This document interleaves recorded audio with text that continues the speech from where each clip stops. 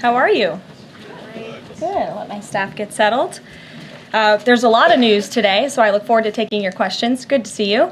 And I have some updates for you as well. Later today, President Trump will address the Business Roundtable's quarterly meeting, where he will tout his pro-growth economic agenda and answer questions before more than 100 of our nation's leading CEOs. In fact, it's the largest attendance ever for this event because business leaders are so eager and encouraged by President Trump's return to Washington. This follows President Trump's roundtable yesterday with the Technology CEO Council here at the White House, where he met with key leaders in the technology industry. And last night, President Trump also held an official swearing-in ceremony in the Oval Office for Sean Curran, who is now the 28th Director of the United States Secret Service.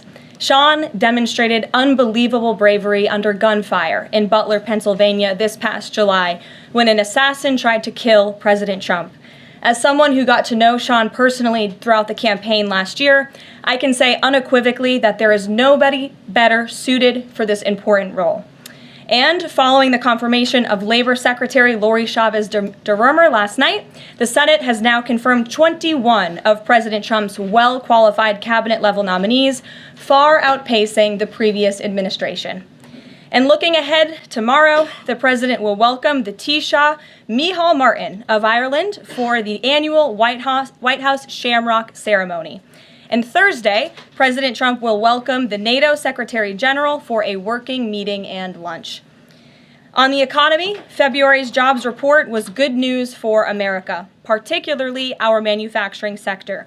The manufacturing sector gained 10,000 new jobs in just 1 month under President Trump. This rebound was led by the automobile sector, where we saw 9,000 new auto jobs created already. That is the most auto jobs added to the economy in 15 months. This was a complete turnaround from the Biden administration, where we were losing an average of 9,000 manufacturing jobs per month last year. Reuters is out with a report that a number of companies are now looking at expanding their presence or bringing their businesses into America because of President Trump's policies.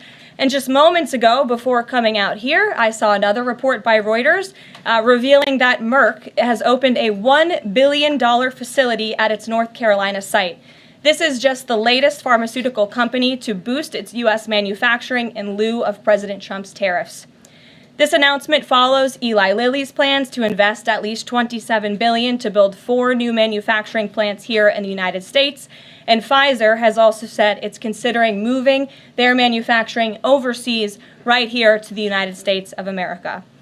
As the president has said over and over again, when we purchase products made in the USA, the profits stay here, the revenue stays here, and most importantly, the jobs stay here.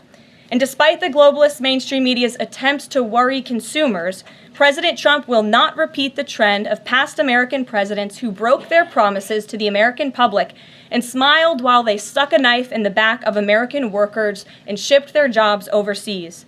Our country has lost more than 5 million jobs in more than 90,000 factories due to devastating globalization over the last 3 decades alone. North Carolina lost 300,000 manufacturing jobs, including 60% of its furniture manufacturing jobs in the years following NAFTA. And in Michigan, globalist policies destroyed 250,000 jobs, including 40% of the auto industry, which again we know is clawing back because of President Trump's action already. These are harrowing statistics that represent countless towns and families who have been completely destroyed. But the America Last globalist era is ending under President Trump. He will no longer allow our country and our workers, our hard-working American families, to be ripped off. On another very important issue for the president, he continues to work hard to secure the border. If you missed it yesterday, CBP launched an enhanced home mobile app with a new feature, the Intent to Depart, which offers unlawfully present aliens or those aliens whose parole has been revoked an orderly and defined process to notify the U.S. government of their intent to depart the country. The CBP Home app strengthens our mission to secure the border and provides illegal aliens with a straightforward way to leave now before facing much harsher consequences later. A new report from Bloomberg just found that the number of aliens trying to reach our country by traveling through the jungle to Central America dropped a whopping 99% last month. And this follows the incredible news that illegal border crossings plummeted last month as well, down 94% at our southern border from last February under the Biden administration. As President Trump made clear during his historic address to Congress, we must finish this job and continue to carry out the largest deportation campaign in American history. And that is why the president fully endorses the continuing resolution that is before Congress and was negotiated by Speaker Johnson. He is encouraging all Republicans to vote yes on this clean CR, which freezes funding at current levels and will prevent the Democrats from getting their long-awaited government shutdown. Voting against this CR will hurt the American people and kill the incredible momentum that President Trump has built over the past 51 days. And lastly, before I take questions, I would like to commend the Washington Post, who I believe is in the room today. According to a new report from Axios, the Washington Post is overhauling their newsroom structure. It appears that the mainstream media, including the Post, is finally learning that having disdain for more than half of the country who supports this president does not help you sell newspapers. It's not a very good business model. And that's why we have people in our new media seat. And today we have Sargar Anetti, who is the host of Breaking Points, a popular political YouTube news and podcast show that has racked up nearly 1 billion views on YouTube, several hundred million podcast downloads since its launch in June 2021. He's also a former member of the White House Correspondents Association, but is now a part of the thriving independent media. We're very happy to have you with us here today. Why don't you kick off our briefing? Thank you. Really appreciate you having me, Karoline. A couple of questions for you, if I may. First on the stock market. So currently it's the 25th anniversary today of the dot-com bubble crash. There's a lot of concern for a lot of Americans right now about the state of the economy. President Trump has refused to rule out a recession. Secretary Lutnick, however, has told us there will not be one. So can the White House just tell and assure Americans today that there's not going to be a recession? Well, there's a lot to unpack there. So let me start by saying that, first of all, when it comes to the stock market, the numbers that we see today, the numbers we saw yesterday, the numbers we'll see tomorrow are a snapshot of a moment in time. And as President Trump has said, and I'm here to echo the remarks of this president of this White House, we are in a period of economic transition. We are in a period of transition from the mess that was created under Joe Biden in the previous administration. Joe Biden left this country in an economic disaster. Several statistics to point out. The delinquency rate on credit card loans increased 63% under Joe Biden, hitting a near 12-year high. Under Joe Biden, all net job growth went to foreign-born Americans. Real wages declined by 1.5% under Joe Biden. And as we all know, and this administration continues to combat, prices soared more than 20% under Joe Biden because of his reckless spending and economic policies. So we are in a period of transition from that economic nightmare under a president who had no idea what he was doing, never held a private sector job in his life, into a golden age of American manufacturing under a businessman and a deal maker in chief in President Donald J. Trump, who is implementing the formula that we know works. Look at President Trump's results in his first term. If people are looking for certainty, they should look at the record of this president. That's why the American people re-elected him back to this office. And look at everything that President Trump has already done and his team has already done in just 51 days. The massive efforts to deregulate. Tax cuts, which we need Congress to pass the Trump economic agenda, the Trump tax cuts, which will unleash economic growth. And the president also addressed this directly, I will point out as well, when you look at what he said on Air Force One. And he said he wants the American people to have so much money in their pockets they don't even know what to do with it. That's the intent of this administration, and we're working very hard every day on that goal. Second question on the CR. So President Trump came out today in a primary challenge against Congressman Thomas Massie. Congressman Massie's been a supporter of DOGE. He's been a supporter of Make America Healthy Again. What kind of message is this White House sending against a congressman who's sticking up for principles that he's long held in the chamber and voting against continuing resolution and spending? I think the president has made it very clear that he believes it's critical for conservatives and Republicans and frankly all members of Congress to get behind this continuing resolution to keep the government funded. The president wants to continue the momentum that he has built over the last 51 days. In order to keep the government funded, we got to keep moving with these deportations, and he believes that everybody needs to get on board with this bill. He's been active in this process. He's been making calls to get this over the finish line, and we're urging every Republican and Democrats too to do what's right for the American public to prevent a government shutdown. Just the last question here on Mahmoud Khalil. Does the administration believe that it needs to charge a green card holder with a crime to be eligible for deportation?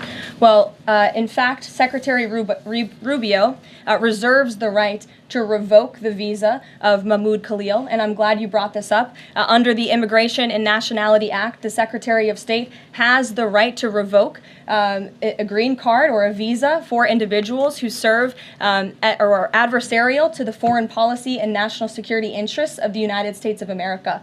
And Mahmoud Khalil was an individual who was given the privilege of coming to this country to study at one of our nation's finest universities and colleges. And he took advantage of that opportunity, of that privilege, by siding with terrorists, Hamas terrorists who have killed innocent men, women, and children. This is an individual who organized group protests that not only disrupted college campus classes and harassed Jewish American students and made them feel unsafe on their own college campus, but also distributed pro-Hamas propaganda, flyers with the logo of Hamas. That is what the behavior and activity that this individual engaged in. And I have those flyers on my desk. They were provided to me by the Department of Homeland Security. I thought about bringing them into this briefing room to share with all of you, but I didn't think it was worth the dignity of this room to bring that pro-Hamas propaganda. But that's what this individual distributed on the campus of Columbia University. And this administration is not going to tolerate individuals having the privilege of studying in our country and then siding with pro-terrorist organizations that have killed Americans. We have a zero-tolerance policy for siding with terrorists, period. Peter Ducey. Thank you, Karoline. So you said that the Dow dropping and dropping and dropping is a period of transition. You're sure nobody here at the White House shorted the Dow? No, I don't think so. Okay. But is there any concern here that it's going to be harder to ask certain federal workers to retire if they look at their retirement accounts and they're getting robbed every day? Well, I'm glad you brought up workers, because that's exactly who President Trump is looking out for with his America First trade policy and his America First economic agenda. And if you look at, there's great indication to be optimistic about where the economy stands. And the American people, investors, CEOs, small business owners, but most importantly, workers, should bet on President Trump, because his tariff policies, what he envisions is reciprocity, fair trade practices where American workers are put first and are no longer ripped off by foreign countries all over this world. President Trump says he's going to buy a Tesla today. Did he buy it? And when is the last time he drove a car? That's a very good question. I have heard the president remark that he misses being able to drive, that luxury of driving his own vehicle, although the beast is nice, but he is going to be viewing a Tesla that is making its way to the White House complex now, I can confirm. Perhaps the press pool today will have an opportunity to witness this very exciting moment later this afternoon, but a Tesla is on its way here now, and we'll see if the president likes it when he checks it out. So they're bringing him a Tesla to look at, and if he likes it, he's just going to buy it. You know, he's intent on, he's definitely going to buy one, but he'll take a look at it when it gets here later this afternoon. Full retail? Yes, full market price. Kelly. Can we talk about Canada? What is the status of President Trump having a conversation with Mark Carney? We have seen the president use the term governor to refer to Justin Trudeau. Will that moniker also go to Mr. Carney going forward? And is the decision to increase the tariffs, is that based on a specific economic metric that he looked at? Is it impulse? How would you describe his reaction to candidates? The president has not yet spoken to Mr. Carney, not since I checked, which was just moments ago. But certainly his phone is always open to leaders who wish to speak with him. As for the tariffs, the president made his position on this quite clear with the statement that he put out. And it was a retaliatory statement due to the escalation of rhetoric that we've seen out of Ontario, Canada. The president saw the premier, Doug Ford, make an egregious and insulting comment threatening to shut down electricity for the American people, for hardworking American families. He made that threat. The president saw that and has an obligation and a responsibility to respond accordingly and represent the interests of the American people. So he has made the decision to add a 25% tariff. So now steel and aluminum tariffs will come into effect tomorrow at the rate of 50%. And our steel and aluminum industries have actually applauded these tariffs because, again, they know it's going to grow their industry here. It's going to allow them to export more steel that is made right here in the United States with American workers. Egregious and insulting are your words here, but that's what many Canadian leaders have said about the actions President Trump has taken toward Canada. And what do you think the timeline is for speaking to Mr. Carney? Because normally a sitting president speaks to a close ally very quickly when there's new leadership. Well, the president is, again, responding to the fact that Canada has been ripping off the United States of America and hardworking Americans for decades. If you look at the rates of tariffs across the board that Canadians have been imposing on the American people and our workers here, it is egregious. In fact, I have a handy-dandy chart here that shows not just Canada, but the rate of tariffs across the board. If you look at Canada, since you brought it up, American cheese and butter, nearly 300% tariff. You look at India, 150% tariff on American alcohol. You think that's helping Kentucky bourbon be exported into India? I don't think so. 100% tariff on agricultural products from India. Look at Japan, tariffing rice, 700%. President Trump believes in reciprocity, and it is about dang time that we have a president who actually looks out for the interests of American businesses and workers. And all he's asking for at the end of the day are fair and balanced trade practices, and unfortunately, Canada has not been treating us very fairly at all over the past several decades. To the woman in the purple, because I saw you were making a face at my previous answer, so what's going on? Well, actually, I have a couple of questions. At the core of pro-Palestinian protests on college campuses and elsewhere is a demand to end the war in Gaza, a goal that this administration actually supports and has pursued.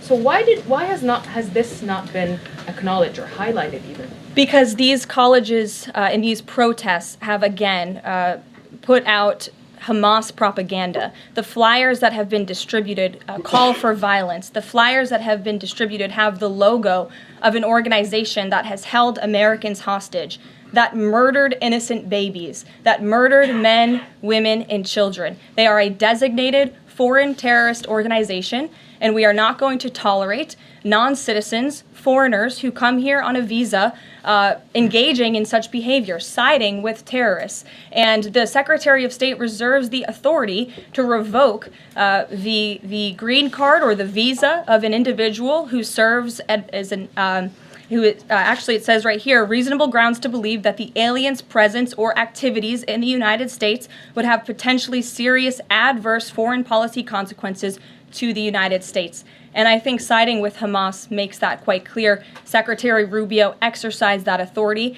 and we fully believe that we are going to move forward with more arrests, as President Trump previewed in his statement yesterday. Ed. Yeah, thanks. Go ahead. Caroline. So are there conversations between the administration and the Canadians going on over this tariff? Because the Ontario Premier says the next step is to cut off electricity to the U.S. And the president put out a statement after seeing those comments and said that it would be there would be grave consequences imposed on Canada if they think about shutting off electricity for the United States of America and our citizens. And the president is also determined to ensure that we are depending on American electricity, not the electricity production of foreign nations, including our allies in Canada. As for conversations, there is continued correspondence between the the president's team, particularly Secretary Lutnick, and the Canadians as well. And in the market reaction, how do you sell to the American people then, after they're looking at what's happening in the markets this week, and say that the tariff policy long term is something good? Well, just think about what the tariff policy long-term will do for our country. I think many of us probably grew up in small towns. I know at least I did, and the main street in my small town looks a heck of a lot worse than it probably did decades ago before I was alive. At least my parents and grandparents tell me so. And I know many Americans feel that same way. What the president envisions for this country is for the United States of America to be a manufacturing superpower, where there are American factories and businesses owned by Americans, producing goods that we are exporting to the rest of the world. Those revenues will stay here. It will increase wages for people here in our great country. It will ensure our national security, and it will boost the morale of the American people to have thriving industries again. Think about Detroit, Michigan. Think about North Carolina, as I mentioned, that used to have a thriving furniture industry that no longer exists because of the globalist trade policies of previous and past administrations. And the American people gave the president a tremendous opportunity to restore American greatness and restore our manufacturing dominance, and he's intent on doing just that. John. Thanks a lot, Caroline. Two questions for you. First, on the CR, you put up on the screen the president's message to Republicans to support this continuing resolution. Is there outreach to Democrats? Because what we've seen since the beginning of the fiscal year is that in order to get a continuing resolution, you need bipartisan support and you need compromise. Well, right now, we are focused on House Republicans and on the House, because that's the first step, as you know, John. And so the president has engaged in correspondence with House Republicans, whipping votes and getting them to a yes, which I understand has been pretty successful this morning thus far. And so, again, the president is encouraging Republicans especially, but again, as I said, all members of Congress to vote to continue funding this government so we can continue the business of the American people, which elected President Trump to do. And then on financial markets, we've seen this decline yesterday. We see it today as well. It seems that the read on the president's policies is one in which they do not have confidence in his trade tariffs policy. They do not have confidence in what the president said to Fox News over the weekend, that he didn't rule out the idea of a recession. What is your read in terms of the decline that we've seen over the last week and a half in financial markets? Well, I think there's actually a lot of reason to be confident, and many people do feel confident. Just look at the nearly $2 trillion in private investment that this president has secured. Look at the comments made by the CEO of Apple, one of the biggest companies in this world, who said that he is bullish on the future of American innovation under the leadership of President Trump. Look at CEO confidence. According to the Conference Board measure of CEO confidence, in Q1 2025, under the leadership of this president, it jumped to its highest level in 3 years, from cautious optimism to confident optimism. If you, again, look at the $2 trillion in investments from some of the biggest companies in the world, look at the jobs report last Friday, as I also cited in my opening remarks. Fox Business reported that Trump sees a manufacturing boom in first full jobs report of his second term. Look at the auto jobs that have already poured back into America. We added 9,000 new auto jobs. Those are sticky jobs. Those are good paying jobs. That's 9,000 American families who will now be able to live the American dream because of the policies of this administration. You also look at small business optimism. The NFIB put out a report this morning. Small business optimism continues to be far higher than it ever was under the previous administration. There's a lot of reason to be optimistic. And again, the American people, CEOs and people on Wall Street and on Main Street should bet on this president. He is a deal maker, he is a businessman, and he's doing what's right for our country. He wants to restore wealth to the United States of America. Michael, good to see you. Hey, Caroline, thank you. Two questions, if I may. Will the administration be providing any relief to states affected by the Ontario power tariff? Well, the president has made it very clear that Canada would be very wise not to shut off electricity for the American people, and we hope that that does not happen. As for what would happen if that does take place, I'll leave it to the president to make those decisions. And does President Trump share the Justice Department's concern over rising egg prices and possible collusion of big egg? Well, we definitely do share the concerns of the American people when it comes to the price of eggs. However, good news, the average cost of a dozen eggs is actually down since Secretary Rollins and President Trump announced their plan. It's down $1.85. So that's good news on the cost of eggs. And as we know, under the Biden administration, egg prices went up 22%. This is another example of an economic mess that President Trump inherited, and the Secretary of Agriculture and the President are focused on fixing it. Secretary Rollins put out a 4-point plan rather, to address this crisis, and she has been honest and realistic with the American people, as this administration always is. It will take about 3 to 6 months to get the egg supply back to where it should be, but she's focused, and this administration is focused on doing that every day. Karen. Thanks, Caroline. Just back on the markets, you said that what we're seeing this week right now on Wall Street is a snapshot of a moment in time. But does the president think he bears any responsibility for the turmoil in the stock market this week? Look, the president is unwavering in his commitment to restore American manufacturing and global dominance, and I think he doubled down on that this morning with his new statement and the tariffs that will be implemented tomorrow on steel and aluminum. And he has said recently he's not looking at the market. He said you can't really watch the stock market, but all of the gains since Election Day have been erased in the S&P 500. At what point, how far do stocks have to fall before the president considers it a factor and changes course? Again, as I just said, the president will look out for Wall Street and for Main Street, just like he did in his first term, and people on Wall Street and Main Street should bet on this president. He's doing what's right for this country.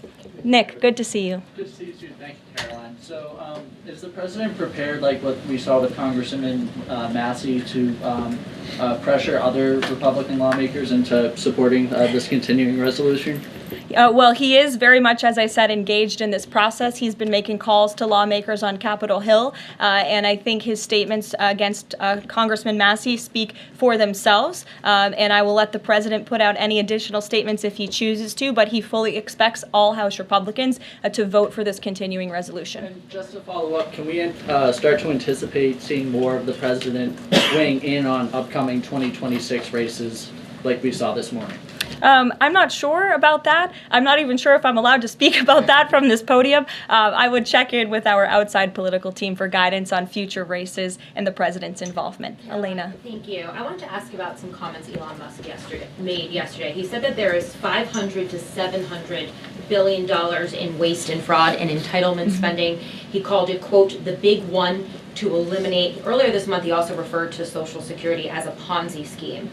Should Americans expect changes, big changes, to Social Security and Medicare? President Trump has been unequivocally clear on this. He is going to protect Social Security and Medicare benefits and Medicaid for hardworking Americans who paid into these entitlement programs and deserve those hard-earned benefits. And unfortunately, the mainstream media has taken Mr. Musk out of context. I saw a Bloomberg headline that our team actually worked on getting updated and fixed because it was so wrong, and it took Mr. Musk out of context.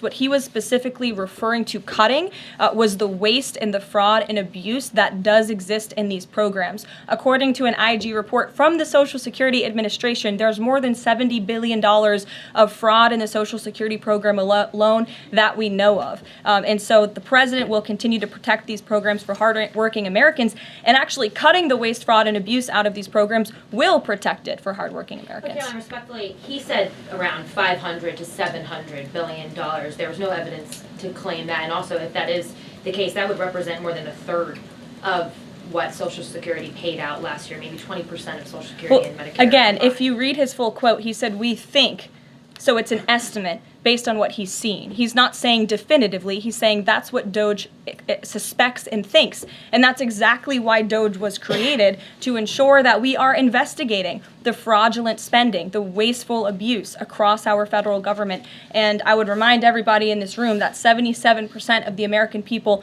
support this effort by Elon Musk and DOGE to identify such waste, fraud, and abuse. Caroline. Go ahead. Thanks, Caroline. For You're doing welcome. this. If we could just step back for a second. When President Trump last addressed the BRT when he was on the campaign trail, his big push was on tax cuts. He's going there today as he's proposing tax hikes in the form of tariffs. Not and I'm true. curious He's not for doing why that. he's prioritizing that over the tax cuts. He's actually not implementing tax hikes. Tariffs are a tax hike on foreign countries that, again, have been ripping us off. Tariffs are a tax cut for the American people, and the president is a staunch advocate of tax cuts. As you know, he campaigned on no taxes on tips, no taxes on overtime, no taxes on Social Security benefits. He is committed to all three of those things, and he expects Congress to pass them later this year. I'm sorry, have you ever paid a tariff? Because I have. That's They it. don't get charged on foreign companies, they get charged on the importers. And ultimately, when we have fair and balanced trade, which the American people have not seen in decades, as I said at the beginning, revenues will stay here, wages will go up, and our country will be made wealthy again. And I think it's insulting that you're trying to test my knowledge of economics and the decisions that this president has made. I'm now regret giving a question to the Associated Press. Mary, go ahead. Hey, Caroline. I have two, if that's okay. The first one was on Russia, Ukraine. I know Special Envoy Witkoff said yesterday that Zelensky apologized in his letter to Trump. Can you share any more about that letter and what else might be interesting from it that we don't know? Yes, the president did reference that letter, as you're saying, in his joint address to Congress. And I do have an update. As you know, Secretary of State Rubio and our National Security Advisor Mike Waltz have been negotiating with the Ukrainians today in Saudi. They will be providing a full readout of that meeting very soon. But I can assure you and everybody here and the American people that the news we've received from that meeting throughout the day and the president has been briefed on is positive. This meeting has been productive. I will let Secretary of State Rubio and our National Security Advisor speak to the specifics of what has taken place today when they are ready to do so when the meeting concludes. Lindsay, go ahead. Thank you, Caroline. Referring to Mahmoud Khalil, the president has said this is the first of many arrests like this. Does the administration have a rough estimate of how many arrests you're planning to make similar? I don't have an estimate. I do know that DHS, based on very good intel that they have gathered at the direction of the president's executive order, which made it very clear to the Department of Homeland Security that engaging, as I said, in anti-American, anti-Semitic, pro-Hamas protests will not be tolerated. So since the president signed that executive order and since Secretary of Known has taken the oath at DHS, they have been using intelligence to identify individuals on our nation's colleges and universities, on our college campuses, who have engaged in such behavior and activity, and especially illegal activity. And so I don't have a readout on how many arrests will come, but I do know that DHS is actively working on it. And I also know that Columbia University has been given the names of other individuals who have engaged in pro-Hamas activity, and they are refusing to help DHS identify those individuals on campus. And as the president said very strongly in his statement yesterday, he is not going to tolerate that, and we expect all America's colleges and universities to comply with this administration's policy. Jasmine. Thank you so much, Caroline, for the question. On Canada, after all of these threats to increase tariffs or turn off electricity, I wonder, does this administration still consider Canada to be a close ally of the United States? Well, I think Canada is a neighbor. They are a partner. They have always been an ally. Perhaps they are becoming a competitor now. But as the president also laid out in his Truth Social post today, he believes that Canadians would benefit greatly from becoming the 51st state of the United States of America. And I actually looked into some of the research about the cost of living in Canada, and the cost of living is much higher than it is here in the United States of America. The average cost of a home in Canada is much higher. In Quebec, the highest tax rate for an income of $150,000 or more is 53.3%, more than half of Canadians' incomes they are being taxed on. So the president has made it clear that he believes Canadians would be better served economically, militarily, if they were to become the 51st state of the United States of America. Reagan. Thank you, Caroline. A week ago, Attorney General Bondi said a truckload of Epstein files had been delivered to her office from the SDNY. When can we expect those files to be released to the public? I would defer you to the Department of Justice. I don't have a timeline here. Do you have any update on the JFK files? I don't at this moment. Again, I would defer you to our DNI director, Tulsi Gabbard, and also the Department of Justice. I know that they are working on that diligently, as the president requested them to do.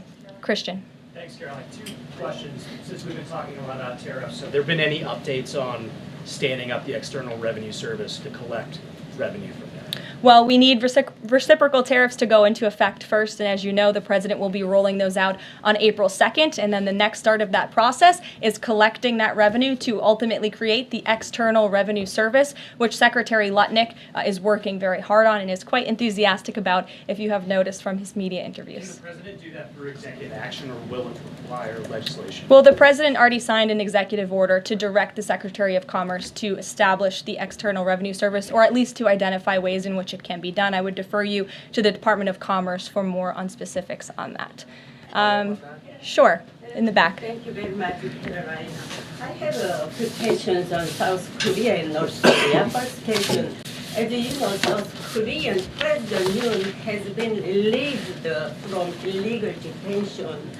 What is the reaction of the United States as an ally? Is there a possibility of a summit with President Trump when President Yoon returns?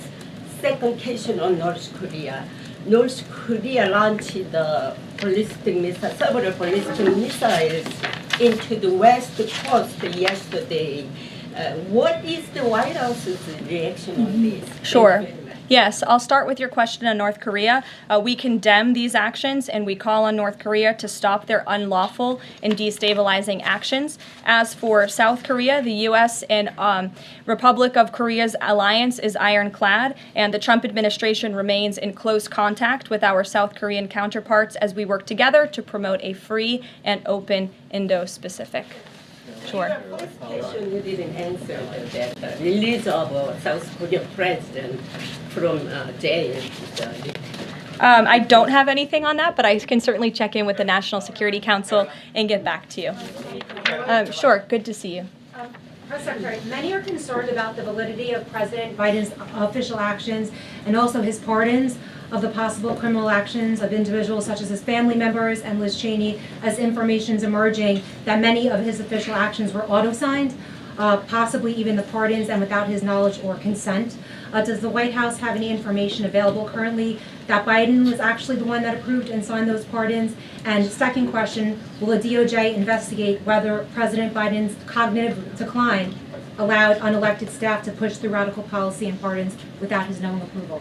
I don't know the answer to that question, but I can check in with our folks here who may know the answer to that question and get back to you. Dasha, go ahead. Caroline, you did a great job articulating the vision that President Trump has for what he believes his tariffs can do in terms of bringing jobs back to the United States. I asked you last week about how much Americans might need to buckle up for some short-term pain, a conversation that with the President and Treasury Secretary Scott Bessent have had with the people. I'm wondering,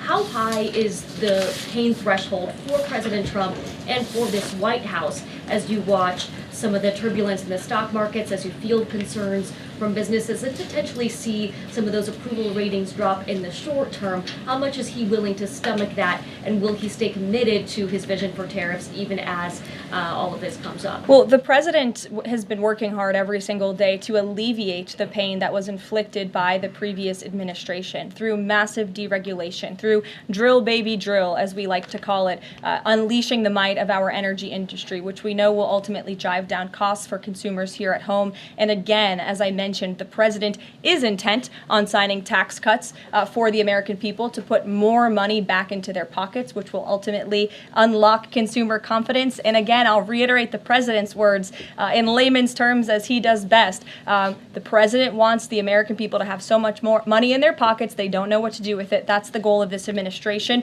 through tariffs, through tax cuts, through deregulation, and through unleashing the potential of our energy industry. I have two more quick notes before I wrap up. April 28th, I can confirm that the Philadelphia Eagles will be here at the White House to celebrate their Super Bowl victory. I know there was a lot of fake news about an invitation that wasn't sent or was sent. We want to correct the record. We sent an invitation. They enthusiastically accepted, and you will see them here on April 28th. And lastly, on a sad note, I would like to express our condolences to Fox News and to the entire Fox family. family who did lose a cameraman, Craig Savage, who passed away at 61 years old recently. A very tragic death, an individual who was a great man and covered this building for many, many years. So the entire press office, the communications office here wants to express our condolences with his family and also with Fox News. And I'll see you guys later. Perhaps you'll see the president in a Tesla later this afternoon. Have a good one. Thanks.